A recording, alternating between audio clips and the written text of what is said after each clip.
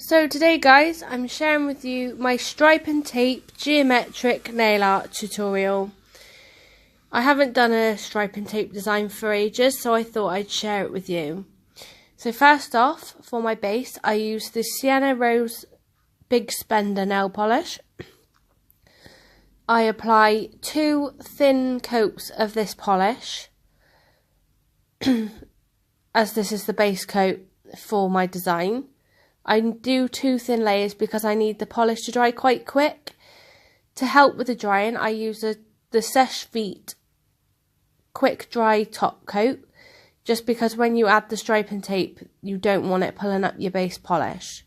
So cut your stripe and tapes to your lengths and basically make sure they are flat and onto the nail, so there's no space for polish to bleed. I bought this stripe and tape from Charliesnailart. I did pop a discount code onto the screen for my discount code, but I will pop it into the description box as well, also with the info and a direct link. So once you've added all your stripe and tape onto your nail, I've applied a Born Pretty Stores liquid latex just around the cuticle and finger, just so when I do the gradient sponging, I don't have a lot of cleanup to do.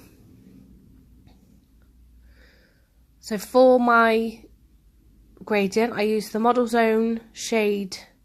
It doesn't have a name, and the Primark Cool Nude polish. I apply both of these polishes onto a makeup sponge and dab onto the nail. Doing this process 2 to 3 times just so I get an opaque coverage and it hides the gold polish underneath.